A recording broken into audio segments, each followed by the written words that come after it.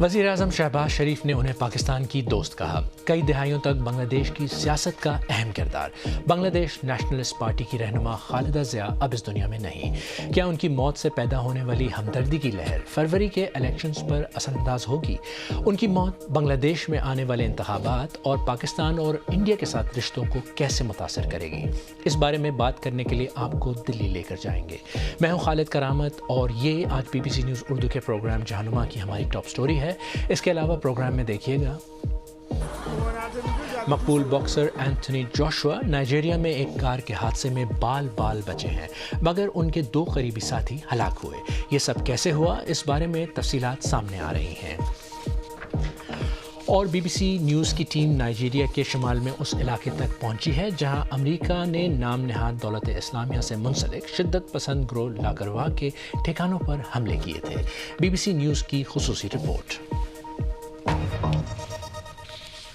वो पिछली 4 दहाइयों से बांग्लादेश की सियासत में एक अहम किरदार थीं।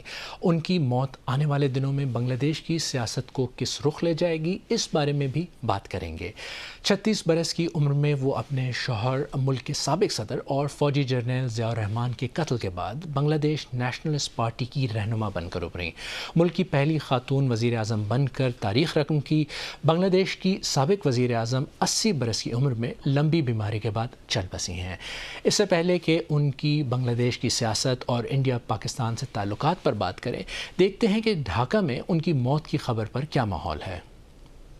खालिदा ज़िया के इंतकाल की खबर आने के बाद उनकी पार्टी के हामियों की एक बड़ी तादाद उस अस्पताल पहुंची जहां उनका इलाज हो रहा था। हम लोग शुरू से ही उनकी पार्टी के हामी रहे हैं। या खुदा, हमारी लीडर की गुनाह माफ करना।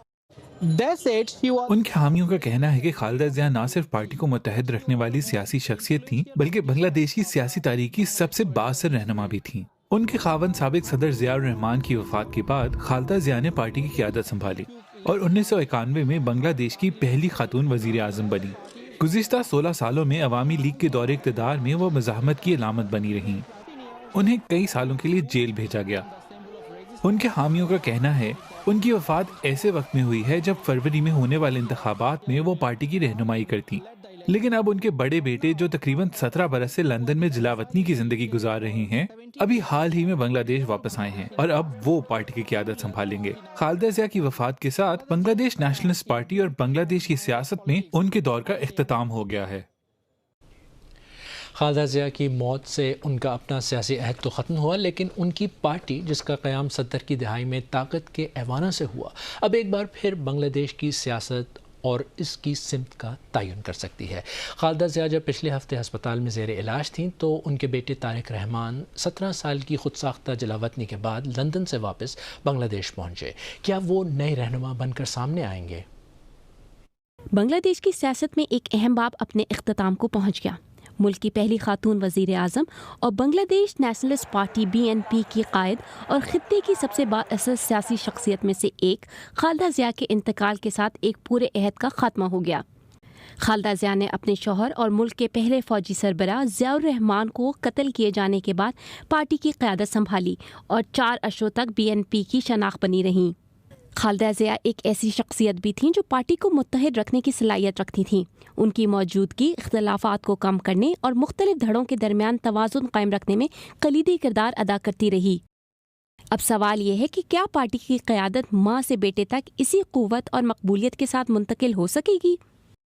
तारिक रहमान को पार्टी के अंदर और कौमी सियासत में खालिदा ज़िया के हकीकी जानशीन के तौर पर तस्लीम किए जाने में मुश्किलात पेश आ सकती हैं। खालिदा जैसी अवामी मकबूलियत हासिल करना और पार्टी को इसी अंदाज में मुत्तहिद रखना एक बड़ा चैलेंज होगा। खालिदा ज़िया के बाद पार्टी को जो सबसे बड़ा नुकसान हुआ है वो एक ऐसी मरकज़ी शख्सियत की कमी है जो अंदरूनी इख्तिलाफात को काबू में रख सके। अंदरूनी कमज़ोरियाँ, बैरूनी दबाव और अवामी तवक्कुआत में इजाफा, ये सब अवामिल खालिदा ज़िया की मफाहमत पैदा करने वाली क़यादत के बगैर इख्तिलाफ को मज़ीद गहरा कर सकते हैं। अब ये तारिक रहमान की क़यादत पर मुनहसर है कि BNP किस तरह इस्तेहकाम हासिल करती है।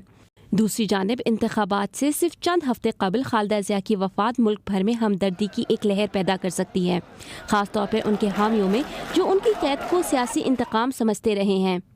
फरवरी में होने वाले आइंदा इंतखाबात एक तारीखी मोड़ साबित हो सकते हैं। ये गुज़श्ता 3 दहाइयों में बांग्लादेश के पहले इंतखाबात होंगे जिनमें ना खालिदा ज़िया मैदान में होंगी और ना ही शेख हसीना, वो 2 ताकतवर रहनुमा जिन्होंने तवील अरसे तक बांग्लादेश की सियासत की सिमत मुतय्यन की। खालिदा ज़िया की वफ़ात और शेख हसीना की जलावतनी न सिर्फ उनके दरमियान जारी तवील सियासी रुकावत का इख्तिताम है, बल्कि ये कसीरुल यकजहती सियासत के लिए एक नई गुंजाइश भी पैदा करती है। इस वक्त बांग्लादेश का सियासी मंजरनामा न सिर्फ अंदरूनी तौर पर बदल रहा है बल्कि इंडिया और पाकिस्तान से ताल्लुकात बांग्लादेश की सियासत में अहम किरदार अदा कर रहे हैं। और इसी बारे में मज़ीद बात करने के लिए इस वक्त दिल्ली से मेरे साथ मौजूद हैं BBC न्यूज़ उर्दू के शकील अख्तर। शकील, ये बताइए कि BNP और बांग्लादेश की सियासत में खालिदा ज़िया की मौत का क्या असर होगा? देखिए, बेगम खालिदा ज़िया एक तवील अरसे से अलील थीं और इसके लिए जो उनकी सूरत हाल थी वो मुतहर्रिक नहीं थी सियासत में। तो बांग्लादेश और ख़ास तौर से जो जेन ज़ी है, जो नई नस्ल है, और BNP के जो हामी हैं वो इस सूरत हाल के लिए तैयार थे। और उनकी हालत आखिरी जिस वक्त ये पिछले कुछ 1-1.5 महीने से बहुत ज़्यादा ख़राब थी, तो ज़हनी तौर पर यहाँ पर बांग्लादेश के अंदर लोग इसके लिए तैयार थे। तो ऐसा नहीं है कि कोई इससे अचानक बहुत धचका लगा हो, लेकिन यकीनी तौर पर एक बहुत बड़ी रहनुमा थी और वहाँ पे इतनी बड़ी रहनुमा के गुज़र जाने से यकीनी तौर पर एक नफसियाती और सियासी तौर पर थोड़ा धचका तो लगता है, लेकिन इसमें हमदर्दी का भी उनसुर शामिल हो जाता है। अच्छा शकील, इंडिया और पाकिस्तान की बात करें तो उनके दौर में ताल्लुकात कैसे थे और आगे क्या तवक्को है?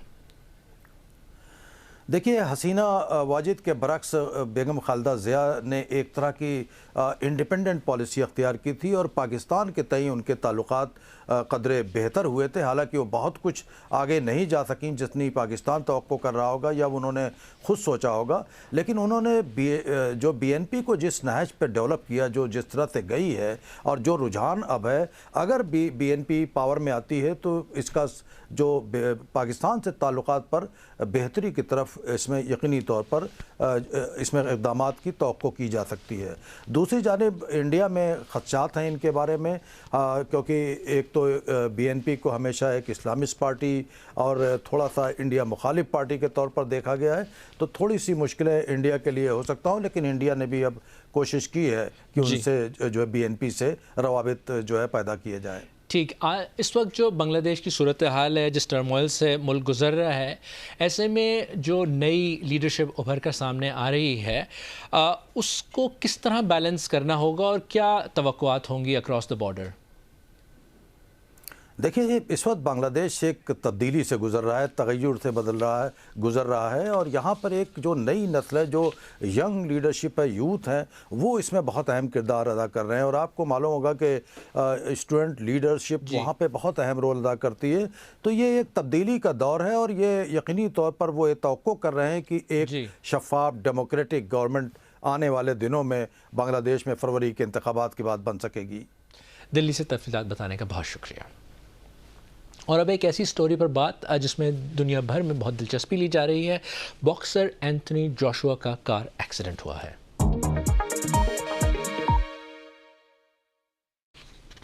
एंथनी जोशुआ का ख़ानदान नाइजीरिया से है और वो नए साल की छुट्टियां मनाने के लिए लेगोस शहर से अपने आबाई इलाके ओगोन जा रहे थे। ये फुटेज उस लम्हे की है जब एंथनी जोशुआ को एक्सीडेंट के बाद गाड़ी से निकाला जा रहा था। गाड़ी में एंथनी जोशुआ के साथ उनके ये 2 दोस्त भी थे जो हलाक हो गए। ये दोनों न सिर्फ दोस्त थे बल्कि उनके कंडीशनिंग कोच और पर्सनल ट्रेनर भी थे। नाइजीरिया में रोड सेफ्टी इदारे के मुताबिक गाड़ी बज़ाहिर ओवरटेक करते हुए कंट्रोल से बाहर हुई और सड़क के किनारे खड़े एक ट्रक से जा टकराई।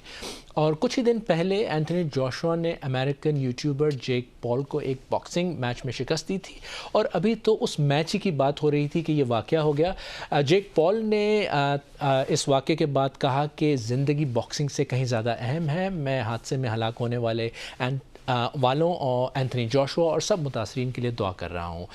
जिस रोड पर एक्सीडेंट हुआ उसे नाइजीरिया की ख़तरनाक तरीन सड़क कहा जाता है।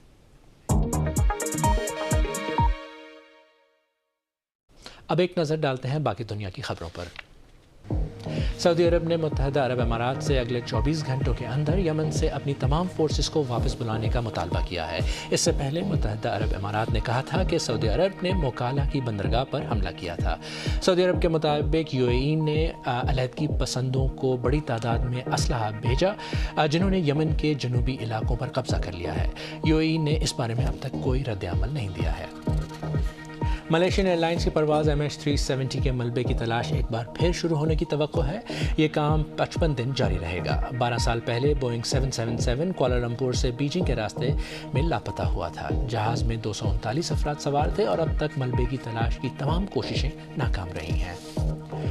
बिजनेस मैगजीन फोर्ब्स ने गुलकारा बियोंसे को अरबपति करार दिया है। Taylor Swift, Rihanna, Bruce Springsteen और उनके शौहर जे-ज़ी के बाद वो दुनिया की अमीर तरीन शख्सियात में शामिल होने वाली 5वीं मौसीकार बन गई हैं। मैगजीन के अंदाजे के मुताबिक बियोंसे के रेनेसांस वर्ल्ड टूर ने उनकी दौलत को 10 हिस्सों तक पहुंचाने में अहम किरदार अदा किया। अमेरिका ने नाइजीरिया की रियासत सोकोटो के जिस गांव में शिद्दत पसंदों के ठिकानों को फ़ज़ाई हमलों का निशाना बनाया, वहां अब भी खौफ का माहौल है। BBC को इस इलाके तक रसाई मिली और मुतासरा इलाके के जितना करीब जाना मुमकिन था वहाँ तक का सफ़र किया। नुकोरो के रिहायशी कहते हैं कि शिद्दत पसंद ग्रोह लाकरवा कई बरसों से उनकी बरादरी में खौफ व हरास फैलाता रहा है। अमरीकी और नाइजीरियन हुकाम कहते हैं कि ये ग्रोह दौलत इस्लामिया से मुंसलिक है और अपने नाफिज करदा असूलों की खिलाफ वर्जी करने वालों को सख्त सज़ाएँ देता है। BBC न्यूज़ के मकुआची ओकुफोर की रिपोर्ट पेश कर रहे हैं समीत ककरू। गल्फ ऑफ गिनी में एक बाहरी जहाज से दागे गए अमरीकी मिसाइल्स ने लाकरवा से वाबस्ता ठिकानों को निशाना बनाया। अमेरिका और नाइजीरिया के मुताबिक ये एक अक्सरियत पसंद गिरोह है जो दौलत इस्लामिया से मुंसलिक है। ये लोग शुमाल मगरबी नाइजीरिया की रियासत सोकोटो के बोनी जंगल में छुपे हुए थे। BBC की टीम हमले की साइट के जितना करीब पहुंच सकती थी, ये वही जगह है। सिक्योरिटी हुकाम का कहना है कि इस इलाके तक अभी रसाई मुमकिन नहीं है। ये लाकरवा का गढ़ है और यहाँ के मकामी लोग और मुसलमान खौफ के मारे कैमरा पर बात करने से गुरेज कर रहे हैं। वो कहते हैं कि वो तहफ़्फ़ुज़ के बदले इस गिरोह को टैक्स देते हैं और उन्हें डर है कि सहाफ़ियों से बात करने से उनकी हिफाजत खतरे में पड़ सकती है। इलाके में गैर यकीनी की सूरत हाल है। हम आज़ादी से नहीं रह सकते। हम अपने फ़ोन पर गाने तक नहीं चला सकते। वो ना सिर्फ फ़ोन कब्ज़ कर लेंगे बल्कि सज़ा भी देंगे। This is Nukuru village, a community in ये नुकुरू गांव है जो सोकोटो में तंगाजा लोकल गवर्नमेंट एरिया की एक कम्युनिटी है।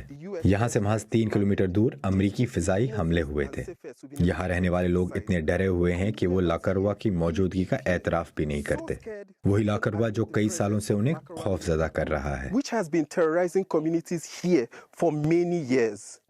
गांव वालों ने बताया कि क्रिसमस की रात जितने तेज धमाके उनने सुने, ऐसे धमाके पहले कभी नहीं सुने थे।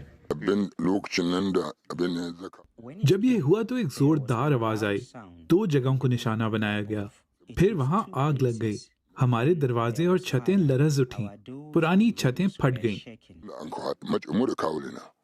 एक रिहायशी ने हमें बताया कि फिजाई हमलों से बचकर भागने वाले अस्करियत पसंद मोटरसाइकिल्स पर फरार होने से पहले उनके घरों से गुजरे।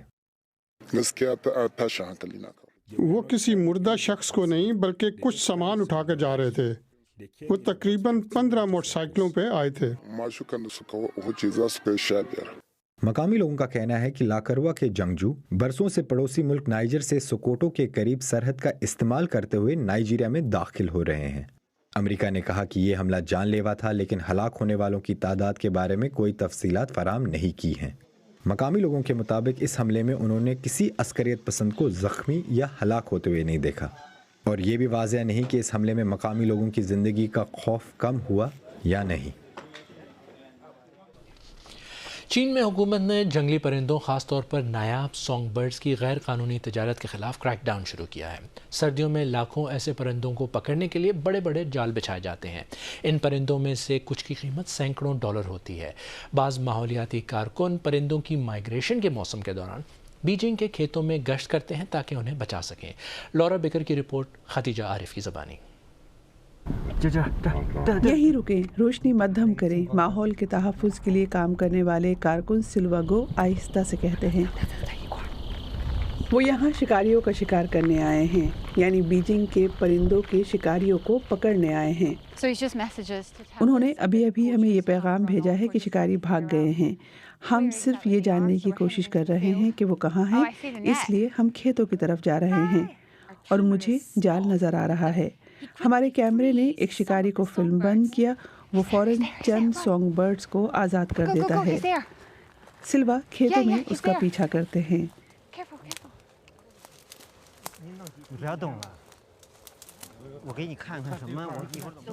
ہلنا مت، سلوا کہتے ہیں۔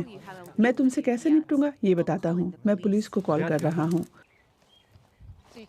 تو مسئلہ یہ ہے، یہ جال، یہ ہمیں ہی مشکل سے نظر آ رہا ہے، چڑیوں کو تو کیسے نظر آئے گا؟ شکاری نے پرندوں کو اس جال سے پکڑا اور بھاگ گیا۔ ایک چڑیا یہاں پھنسی رہ گئی۔ اس فوٹیج میں درجنوں ایسے پرندے دیکھے جا سکتے ہیں جو بلیک مارکیٹ میں فروخت کیے جانے ہیں، بعض پالنے کے لیے اور بعض کھانے کے لیے۔ ایک ڈیلر ان نایاب پرندوں کو سینکڑوں ڈالر میں بیچ سکتا ہے۔